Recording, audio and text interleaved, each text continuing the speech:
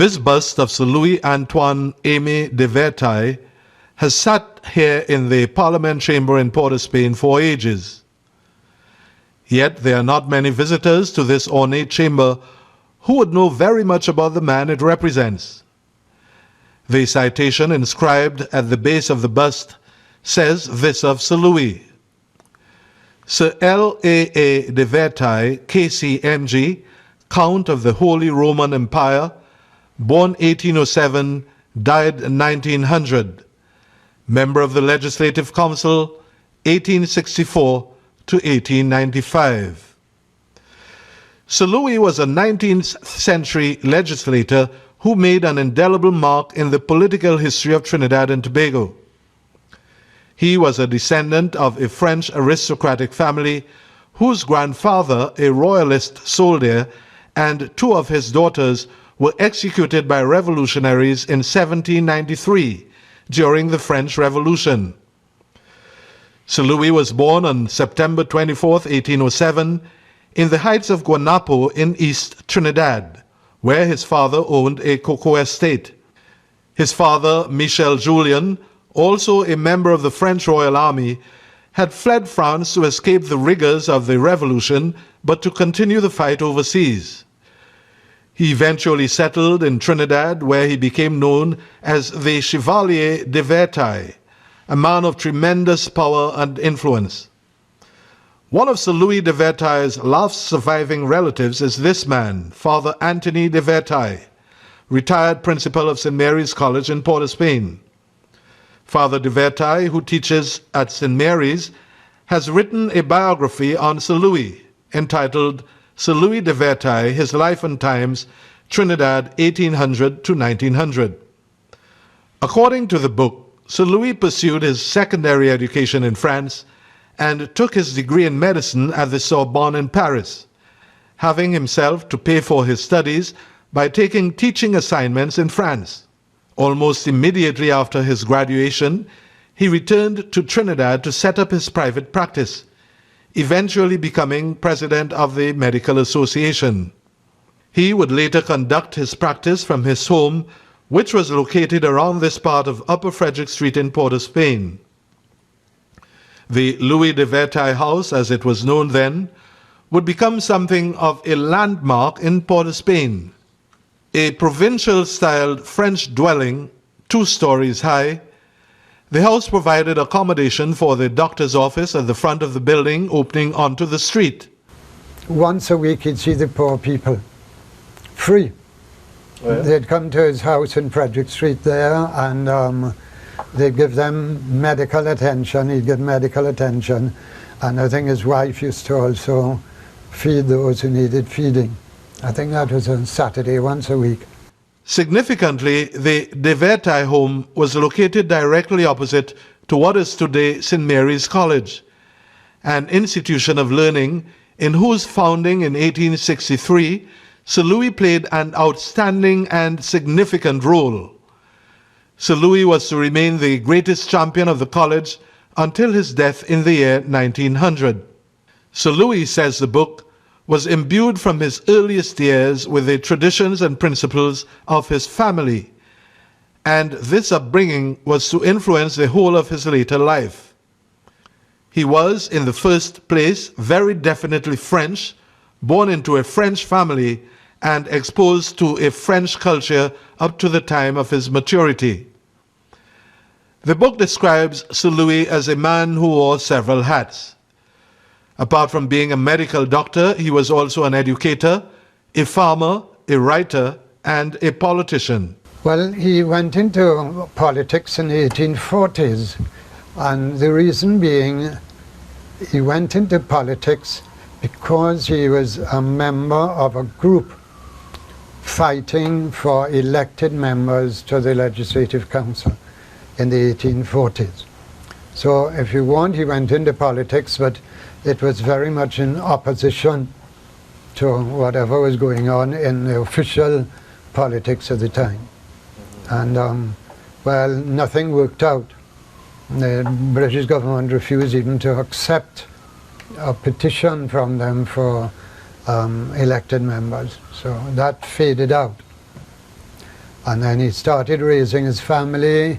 Sir Louis was married to the former Renette Joffre, and they had 6 children, 4 boys and 2 girls. And it was as a family man that Sir Louis both got his greatest satisfaction and suffered his greatest distress. In 1854, cholera, that dreaded disease, swept through Trinidad, having already wiped out thousands of people in Jamaica and Barbados. The Verteuil household was not spared. Despite the best efforts of Sir Louis, now a well-respected and accomplished physician, he was to see the dreaded disease claim the lives of 3 of his children, Gaston 6, Clemens just 4, and Arthur, a baby of 8 months. And after that, and the shock of his family being pretty well destroyed, he then went into the politics of the city council. Sir Louis went on to become the first mayor of Port of Spain and was elected to that office no less than 5 times in succession, his service to Port of Spain having been recognized by the naming of this Woodbrook Street in his honor. But as Father de Verteuil puts it, Sir Louis remained in the office of mayor for years as an obstacle in the side of the British government. And eventually they tried to silence him by bringing him into the Legislative Council. And so it was that in October 1864, Sir Louis informed the then Town Council that His Excellency the Governor, Sir Arthur Gordon, had appointed him a member of the Legislative Council, and that his term of service on the Town Council would thus end in November.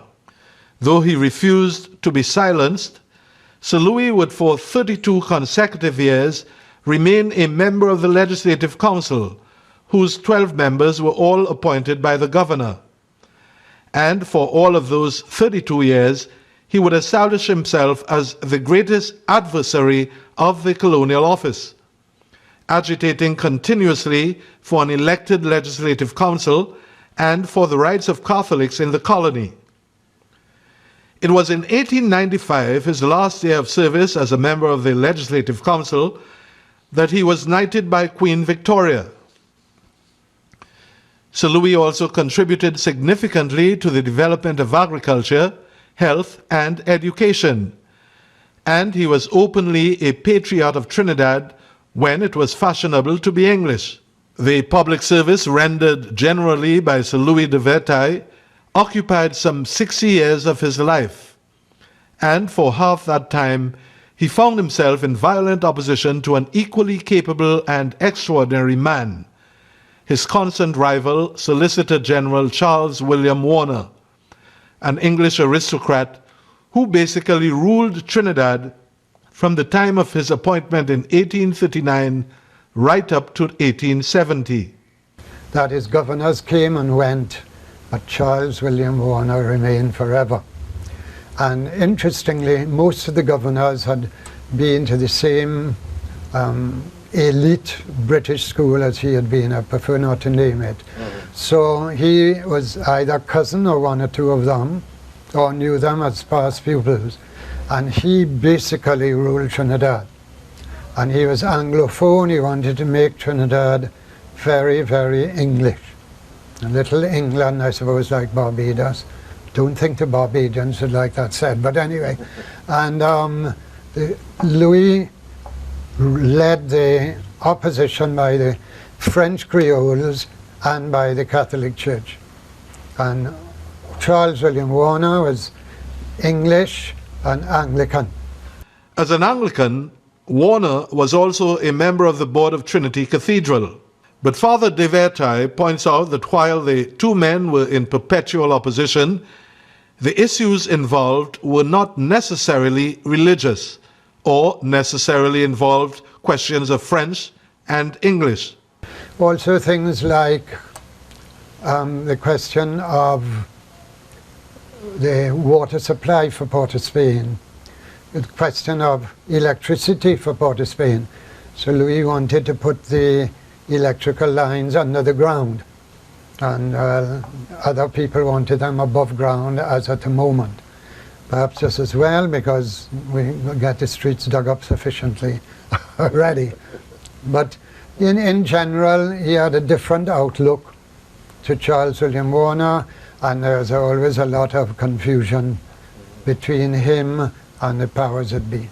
In spite of his very active political life, which extraordinarily he pursued beyond age 90, as well as his devotion to medicine and to the Catholic Church, Sir Louis also found time in the interim to establish a cocoa estate at Tortuga, to engage in sugarcane cultivation, and to write a book for which he would win a prize from the governor, Sir Arthur Gordon.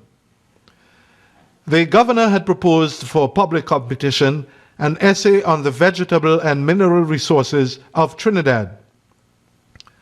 Considering it a good opportunity to bring under public notice the natural resources of the colony, Sir Louis undertook the project and won the first prize for his effort. This effort turned into a book on Trinidad, with the first edition appearing in 1856 and a revised edition in 1884. 484 pages long, the book gave a complete geographical account of Trinidad, including the flora and fauna, and a brief summary of the history of the island. Sir Louis dedicated his book to the natives of Trinidad and urged them on to action for the good of the island. Asked to pinpoint one aspect of the life and times of Sir Louis de Verteuil from which present-day Trinidad and Tobago could perhaps benefit, Father de Verteuil emphasizes his devotion to Trinidad. I mean, imagine a doctor writing a book on sugarcane cultivation. But he felt he could make a contribution there, and he did.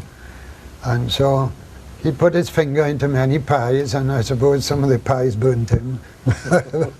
But that's inevitable if you're trying to give yourself, you get burnt here and there. Among some of his achievements and campaigns from which the ordinary man benefited, Sir Louis helped to organize a simple medical insurance scheme for the working man, pushed for the proper medical treatment of the immigrants on the estates, and in what was a great controversy about primary education towards the end of the 19th century, Sir Louis came down firmly on the side of education for all. In his closing remarks on the life and times of his great-grand-uncle, this is what Father de Verteuil writes.